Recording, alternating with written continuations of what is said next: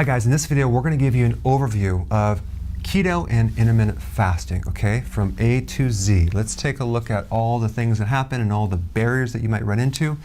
I mainly created this for new people just so they could see everything together. I know it looks complex, but let's just kind of go through it. Okay, so here you are, you're having breakfast, lunch, and dinner. Don't forget about the snacks, right? That's an average person. You're just pretty much grazing the whole day. You got belly fat, fatigue, memory problems, lack of focus, you're craving, high blood pressure, anxiety, depression, and diabetes. But other than that, you're doing pretty good. So what is the common denominator of all these? High levels of insulin. Okay, you have insulin resistance, which is causing high levels of insulin. That's what's creating all these symptoms. So these symptoms are the tip of the iceberg. This is the iceberg, okay? So we have to fix this. The way we do it is through keto, because keto is going to lower the carb and it's going to reduce the insulin, all right? Intermittent fasting works because you're going to eat less frequent, not the amount, but less frequent, because every time you eat, you trigger insulin. So the combination works really good to lower insulin.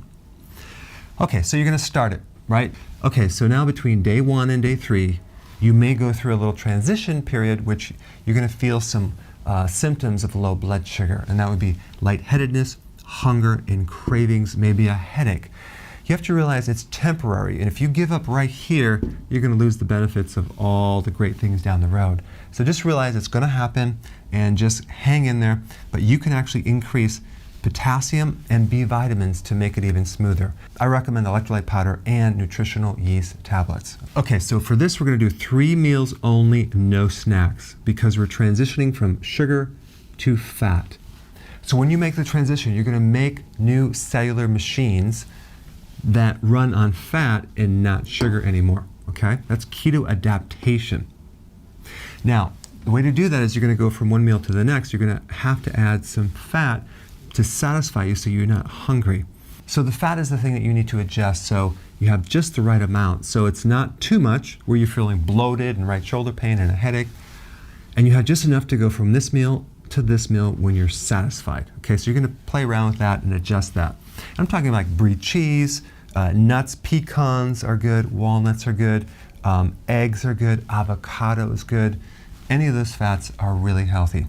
And if you were to do a hamburger, for example, which has twice as much fat as protein versus a steak, which has twice as much protein versus fat, you'd be better off with the hamburger because the fat helps you go from one meal to the next, all right? So make sure you have enough greens, whether it's salad or vegetables, because we want to start increasing potassium.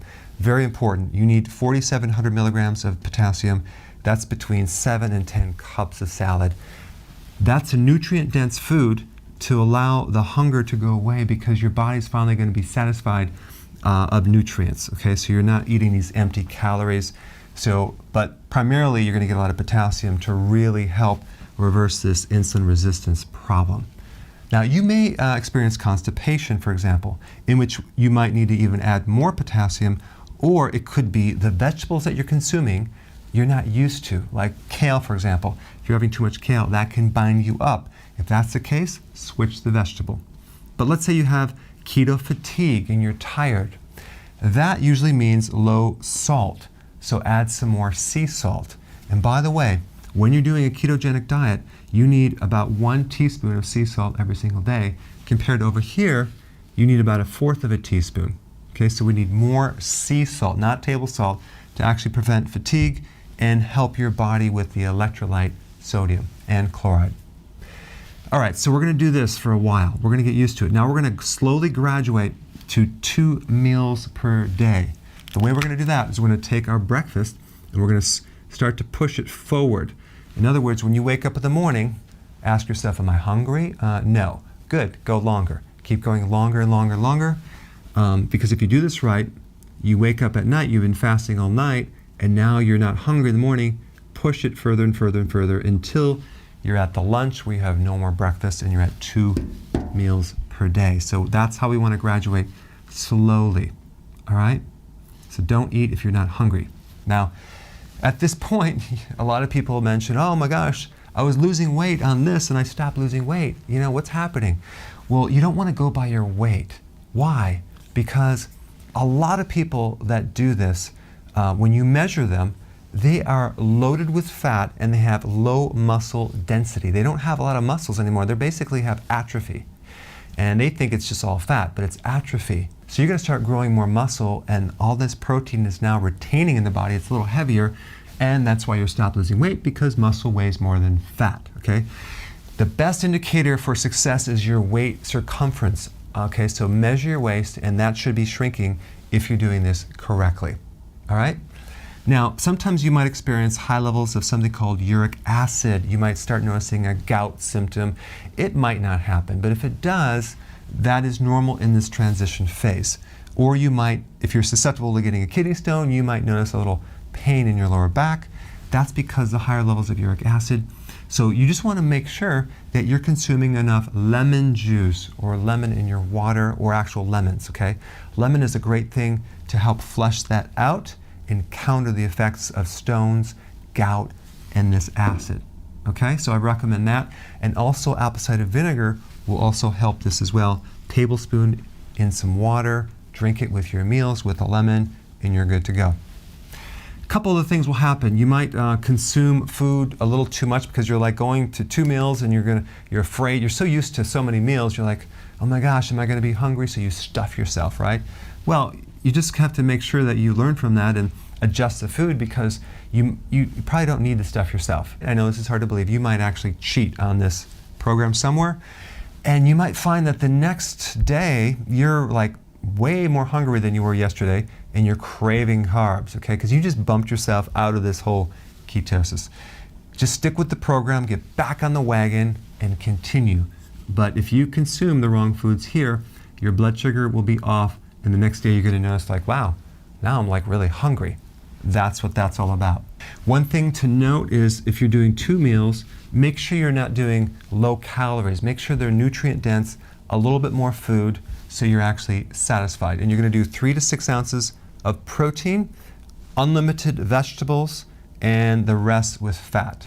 Now, right about here, your friend calls you and she says, oh, you're doing that keto program? Did you realize that it destroys the thyroid? It's going to make your thyroid slow, right?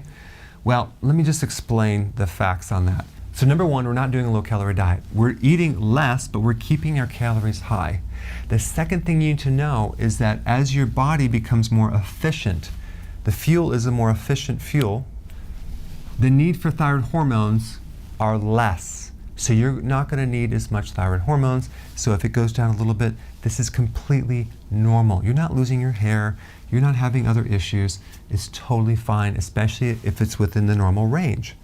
But your thyroid does not have to work as hard when you're doing intermittent fasting and keto, all right?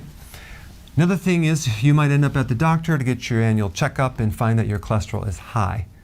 Before you freak out and start going on a statin drug, realize fat is composed of triglycerides and cholesterol. So guess what? When you release the fat, your cholesterol has to come out. It has to go through the blood. It may increase temporarily, but the problem is most of the cholesterol in your body is made by your own body. Only 10% comes from the diet. So if you eat more, it makes less. If you eat less, it makes more. Our body basically makes about 3,000 milligrams of cholesterol every single day. So it needs it for hormones, it needs it for the vision, for the brain, for the nervous system, and to act as a band-aid to help heal any type of lesions on the arteries. The real problem is this high insulin that creates the inflammation and the destruction of your arteries. So if your cholesterol is a little high, this is a temporary thing. It's not an issue, and you want to keep your vegetables very, very high. I recommend that you watch some of my videos on LDL. I put some links down below. Okay, so from here to here, we're between 18 to 23 hours of intermittent fasting, okay? This is where we get into some serious fat burning. We get into something called autophagy. Autophagy is a condition where your cells are recycling old and damaged parts. It's cleaning up bacteria, fungus, candida, and mold. So it's like a self-cleaning action. And your skin's going to start looking better. It's going to be neuroprotective of your brain. You're going to actually have better memory, better mood, better cardiovascular function, and you're going to save a lot of money because you're no longer consuming 3 meals a day or 6 meals a day, you're doing 2 or even 1 meal a day. So you'll save between $300 to $600 a month. So you're welcome. So now you can see the big idea and the huge benefits that can occur. These things may not even happen to you, but I want you just to realize if they do, there's a solution. You've got to keep pushing through it until you get over here. All right? Thanks for watching. Hi guys, listen, I want to thank you so much for your wonderful comments. And I want to ask you if you wouldn't mind giving me your review on Google. I put a link down below.